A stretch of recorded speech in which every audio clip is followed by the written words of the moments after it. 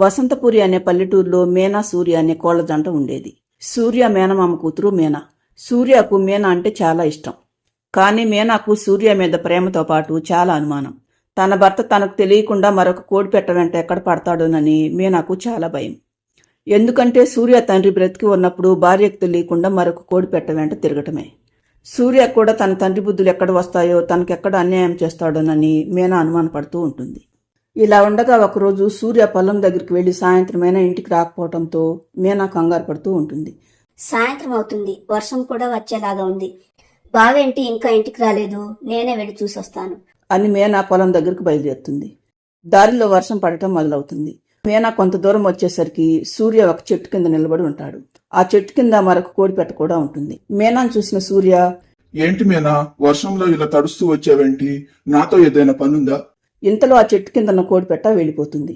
కోడిపెట్ట వెళ్ళిపోవటం చూసిన మీనా, నేనెందుకు వచ్చానో తర్వాత చెప్తా, కానీ అదెవరు? ఇప్పటి వరకు నీ దగ్గరే ఉండి నన్ను చూడగానే వెళ్ళిపోయింది. ఆమె ఎవరో నాకేం తెలుసు మీనా. అసలు ఆవిడ చెట్టు కింద ఉన్న సంగతి కూడా నేను గమనించలేదు. పొలం దగ్గర నుండి వస్తుంటే వర్షం మొదలైంది. అందుకే ఏదో ఆలోచిస్తూ ఈ చెట్టు కింద నిలబడ్డాను. మరి తను నేను రాగానే ఎందుకు వెళ్ళిపోయింది? ఎందుకు వెళ్ళిపోయిందో వెళ్ళి తననే అడుగు. వర్షం తగ్గింది, నేను ఇంటికి వెళ్తున్నాను అని వెళ్ళిపోతాడు సూర్య. దాంతో మీనా కూడా ఇంటి దారి పడుతుంది. మరి కొన్ని రోజులు గడిచిన తర్వాత ఒకరోజు మీనా తను తల్లి కాబోతున్నాననే విషయాన్ని సూర్యకు సిగ్గుపడుతూ చెబుతుంది. దాంతో సూర్య చాలా సంతోషిస్తాడు. అంటే మా అమ్మ నాన్న మళ్ళీ పుట్టబోతున్నారన్నమాట. ఇదిగో మీనా, ఆడపిల్ల పుడితే మా అమ్మ పేరు, మగపిల్లవాడు పుడితే మా నాన్న పేరు పెట్టాలి, సరేనా? అత్తయ్య పేరు వరకు అయితే సరే, కానీ మీ నాన్న పేరు మాత్రం నా కొడుకు అస్సలు పెట్టను బావా. ఆయన పేరు పెడితే నా కొడుకు కూడా ఆయన బుద్ధులే వస్తాయి అని వెళ్ళిపోతుంది మీనా. మరుసటి రోజు మీనా తను తల్లి కాబోతున్నాననే విషయం మీనా వాళ్ళ అమ్మా నాన్నకు చెప్పి వస్తానని తల్లిగారింటికి వెళ్ళిపోతుంది. ఆ రోజు సాయంత్రం సూర్య ఇంటికి వచ్చేసరికి బాగా వర్షం పడుతూ ఉంటుంది. సూర్య ఇంటికి వచ్చేసరికి వాళ్ళ ఇంటి ముందున్న చెట్టు కింద ఒక కోడిపెట్ట వర్షంలో తడుస్తూ వణుకుతూ నిలబడి ఉంటుంది. అది చూసిన సూర్యకు ఆ కోడిపెట్టను చూసి జాలేసి, ఈ వర్షం ఇప్పట్లో తగ్గేలాగా లేదమ్మా, ఇంట్లోకి రామ్మా, వర్షం తగ్గిన తర్వాత వెళ్దు గాని అని సూర్య అనటంతో అప్పటికే పూర్తిగా తడిచిపోయిన కోడిపెట్ట మొకమాట పడుతూనే ఇంట్లోకి వస్తుంది. తరువాత సూర్య, సమయానికి నా భార్య ఇంట్లో లేదమ్మా, నువ్వు ఇక్కడ విశ్రాంతి తీసుకో, నేను పక్క గదిలో ఉంటాను. నీ అన్నలాంటి వాణ్ణి, నీకేదైనా అవసరమైతే పిలువమ్మా, మొకమాట పడకు అని చెప్పి వెళ్ళిపోతాడు సూర్య. మరుసటి రోజు తెల్లవారుగానే సూర్యకు చెప్పి వెళ్ళిపోదామని ఎదురు చూస్తూ ఉంటుంది రాధ అనే ఆ కోడిపెట్ట. తరువాత సూర్య గదిలోకి రాగానే, రాత్రి చాలా పెద్ద వర్షం వచ్చిందండి. మీరు గనుక నాకు ఆశ్రయం ఇవ్వకపోతే నేను చాలా ఇబ్బంది పడేదాన్ని. మీతో చెప్పి వెళ్ళిపోదామని ఇక్కడే ఉన్నాను. నా పేరు రాదండి. మాది ఊరికి దగ్గరలో ఉన్న సుందరపురి. అలాగా, రాత్రంతా ఉరుముల మెరుపులతో సరిగా నిద్ర పట్టలేదమ్మా, అందుకే ఆలస్యంగా మెలకు వచ్చింది. సరే, జాగ్రత్తగా వెళ్ళమ్మా అని సూర్య అనగానే రాధ వెళ్తుండగా అప్పుడే మీనా ఇంట్లోకి వస్తుంది. రాధ మీనాను చూస్తూ వెళ్ళిపోతుంది.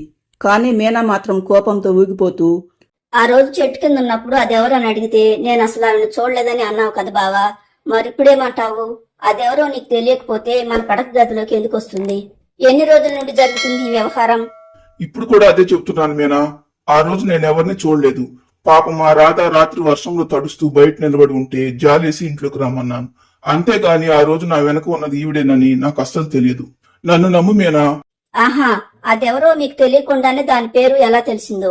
అందుకే అంటారు, రంకు నేర్చినమ్మ బొంకు నేరవదా అని. అమ్మో అమ్మో, నాకు తెలియకుండా నా వెనుక ఎన్ని బాగోతాలు నడుస్తున్నాయి. ఇక నేను ఒక క్షణం కూడా ఈ ఇంట్లో ఉండను. నేను మా పుట్టింటికి వెళ్తున్నాను. ఇక నీ ఇష్టం వచ్చినట్లు ఊరేగు అని సూర్య చెప్పేది వినిపించుకోకుండా వెళ్ళిపోతుంది మీనా. దాంతో సూర్య దిక్కుతోచని స్థితిలో ఉండిపోతాడు. మీనా తల్లిగారింటికి వచ్చి జరిగిన విషయం అంతా తన తల్లి పార్వతికి చెప్పడంతో, సూర్య అలాంటి వాడంటే నాకెందుకో నమ్మబుద్ధి కావటం లేదు మేనా. నువ్వే తొందరపడ్డావేమో. జరిగిన భాగవతం అంతా నా కళ్ళతో చూస్తే తెలిసేదమ్మా మీకు. ఆయన అందరికీ మంచివాడే, నాకు తప్ప అని కోపంగా వెళ్ళిపోతుంది మీనా.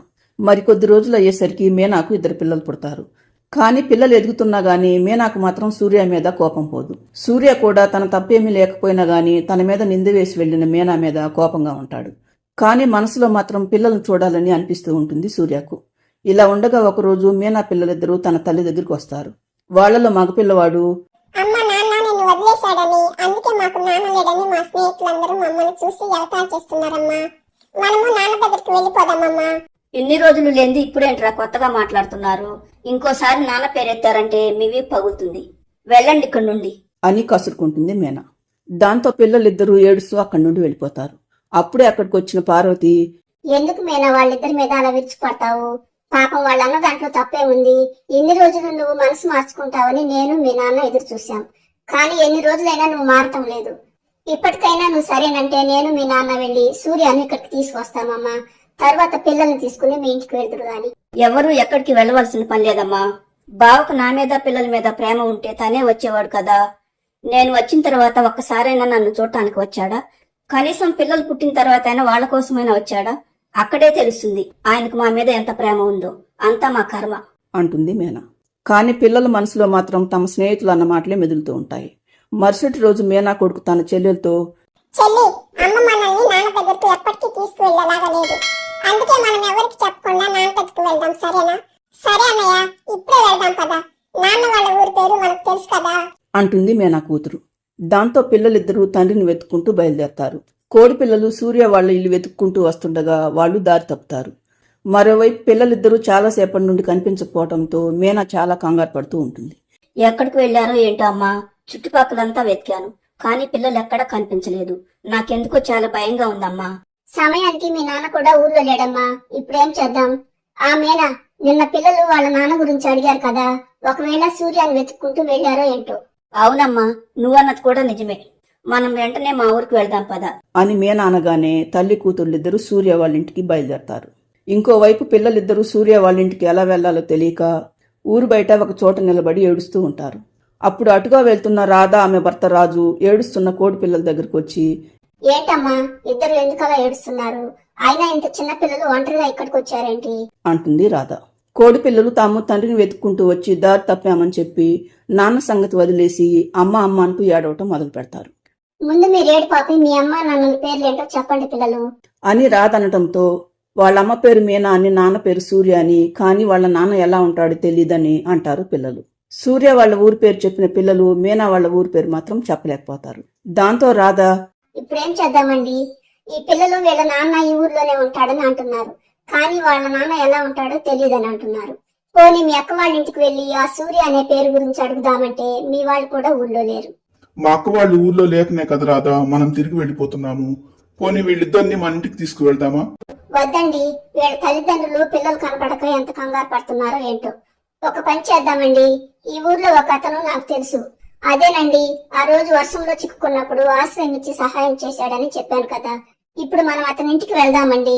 ఈ పిల్లల తల్లిదండ్రులది ఈ ఊరే కనుక వాళ్ళ ఆచూకీ అతనికి తెలిసేమో కనుక్కుందాం.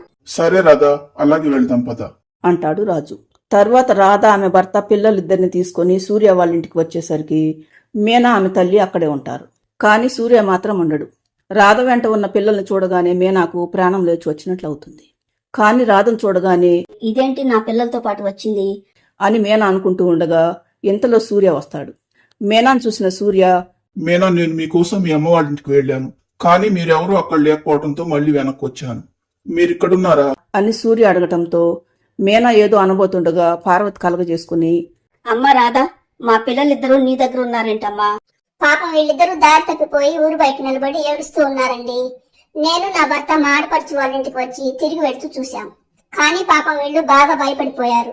మేమేం అడిగినా సరైన సమాధానం చెప్పలేదు. అందుకే ఇక్కడికి తీసుకొచ్చాము. ఎందుకంటే ఈ సూర్య గారు చాలా మంచి మనసున్నవారు. ఒకరోజు నేను వర్షంలో చిక్కుకొని ఎటు వెళ్లలేని స్థితిలో ఉంటే నాకు వీళ్ళ ఇంట్లో ఆశ్రయం ఇచ్చి సొంత చెల్లెలాగా చూసుకున్నారు. అందుకే ఈ పిల్లల విషయంలో ఏదైనా ఆచూకీ తెలుసుకుంటారేమోనని వీళ్ళని ఇక్కడికి తీసుకొచ్చాం. సూర్య నిన్ను అన్నలాగా చూసుకోవటం ఏంటమ్మా? నిజంగానే మాలుడు సూర్య నీకు అన్నయ్యే. ఏంటి అర్థం కావటం లేదా? మా సూర్య వాళ్ళ నాన్న మీ నాన్న సొంత అన్నదమ్ములమ్మా. మీ నాన్న చిన్నగా ఉన్నప్పుడే సూర్య వాళ్ళ అమ్మ నాన్న మీ నాన్నను వేరే వాళ్లకు దత్తతిచ్చారు. దాంతో మీ నాన్నను వాళ్ళు వేరే ఊరికి తీసుకువెళ్లిపోయారు. ఈ విషయాలన్నీ నేను మీ పెళ్లికి వచ్చినప్పుడే నాకు తెలిసాయి. నీ భర్త రాజు వాళ్ళ అమ్మా నాన్న కూడా మాకు బంధువులేనమ్మా అంటుంది పార్వతి. దాంతో సూర్య రాధలిద్దరూ చాలా ఆశ్చర్యపోతారు. అంటే నేను మా అన్నయ్య వాళ్ళని తెలియకుండానే ఒక రాత్రి అంతా ఇక్కడ ఉన్నానన్నమాట అంటుంది రాధ. సూర్య కూడా రాధ తన చిన్నాన్న కూతురని తెలియటంతో చాలా సంతోషంగా అనిపిస్తుంది. మీనాకు మాత్రం అన్నా చెల్లెల మధ్య అక్రమ సంబంధం అంట కట్టినందుకు చాలా సిగ్గుగా అనిపిస్తుంది. ఆ రోజు సాయంత్రానికి అందరూ వెళ్లిపోతారు. సూర్య, మీనాలు మాత్రం తమ పిల్లలతో కలిసి అక్కడే ఉంటారు. కానీ మీనాకు సూర్యతో ఏం మాట్లాడాలో తెలియక తటపటాయిస్తూ ఉంటుంది. ముందుగా సూర్యనే మాట్లాడుతూ, చూసావా మీనా, నీ అనుమానంతో ఎన్ని అనర్థాలు వచ్చాయో. రాధ వాళ్ళ పిల్లల్ని చూసి ఇంటికి తీసుకురావటం వల్ల ఎంత ప్రమాదం తప్పిందో, లేకపోతే వీళ్ళిద్దరూ ఏమైపోయేవాళ్ళు. అవును బావా, ఆ రోజు ఆపదలో ఉన్న రాధకు నువ్వు మన ఇంట్లో ఆశ్రయం ఇచ్చి సహాయం చేయబట్టే రాధ నిన్ను గుర్తుపెట్టుకుని మన పిల్లల్ని ఇక్కడికి తీసుకువచ్చింది. లేకపోతే తను ఇక్కడికి ఎందుకు వస్తుంది బావా? ఇప్పుడు తెలిసింది బావా, మనం ఎవరికైనా సహాయం చేస్తే ఊరికే పోదని. ఏదేమైనా నువ్వు నన్ను క్షమించు బావా, ఇంకెప్పుడు నిన్ను అనుమానించను అంటుంది మీనా. అప్పటి నుండి మీనా సూర్యాలిద్దరూ తమ పిల్లలతో కలిసి సంతోషంగా ఉంటారు.